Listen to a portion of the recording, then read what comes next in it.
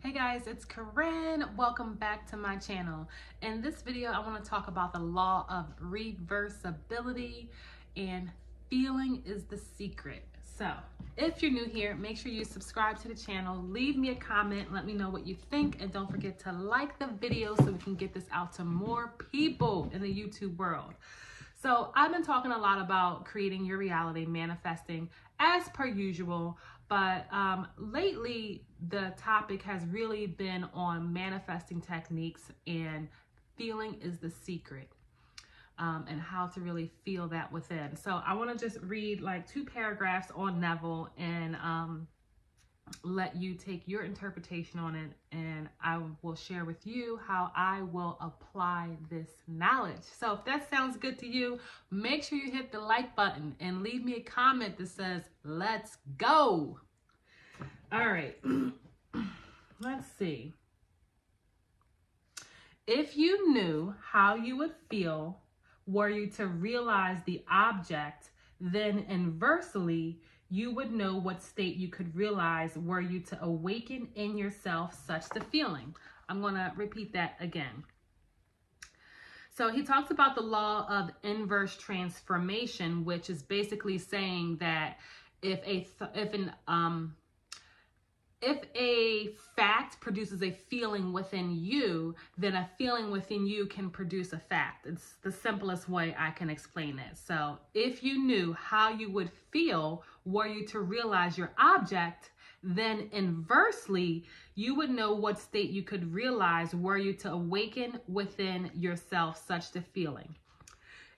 The injunction to pray, believing that you already possess what you pray for, is based on the knowledge of the law of inverse transformation. If your realized prayer produces in you a definite feeling or a definite state of consciousness, then inversely, that particular feeling or that state of consciousness must produce your realized prayer. Because all transformations of force are reversible, you should always assume the feeling of the wish fulfilled. You should awaken within you the feeling that you are and have that which heretofore you desire to be and possess. Okay, so he's saying that if your realized prayer, if your realized desire, if your realized manifestation produces a definite state of consciousness, then if you just cultivate that state of consciousness, it's going to produce that result. So if a result in our world produces a feeling and a state of consciousness within us, if we create and cultivate that consciousness, it's going to produce the result in the world. And he calls that reverse transformation of force. Therefore, you should always awaken the feeling. You should awaken within you the feeling that you are and have that which you heretofore desire to be and possess.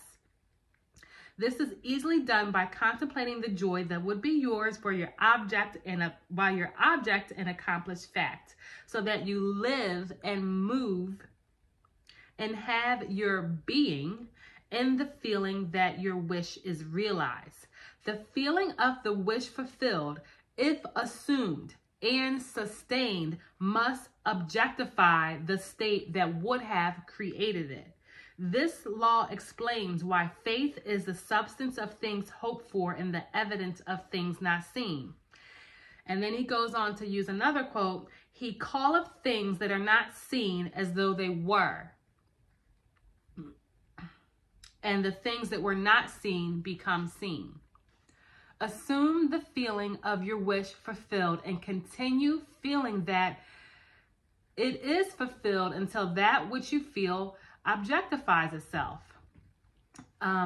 If a physical fact can produce a psychological state, then a psychological state can produce a physical fact. If the effect can be produced by a cause, then firstly, the effect can be produced by the cause. Therefore, I say to you, what things so ye ever desire, when you pray, believe that you have received them, and you shall receive them. Mark 11:24. So the key takeaway from this part of this book for me is that if a state produces a feeling within you, if a result produces a state within you, then a state will produce that result. So if you have a state of being if you are in the state of being of your wish fulfilled and you persist therein, that state is going to produce a result.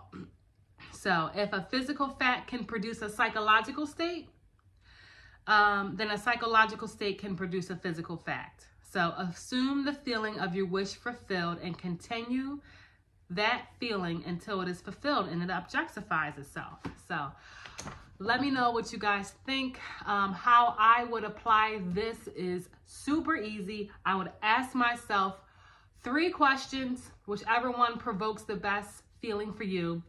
Who would I be if I already have my desire? How would I feel if I already had my desire? And what would people be saying to me if I had my desire? Congratulations. Oh my God, you look so beautiful. When's the wedding? Such a great business. Oh my God, you're so successful. Wow, I love your new car. Oh, you guys look like such a beautiful couple. Congratulations. I'm so happy for you. What conversations would you be having with other people if you were already, if your wish was already fulfilled? I think for me, out of my personal experience, the most potent question for me is, how would I feel if my wish were already true? How would I feel if I was already what I wanted to be? And then when I put myself there, I can more easily think from that state and take action from that state and act as if I'm already that person and watch the world conform to you. Love you guys. Talk to you soon.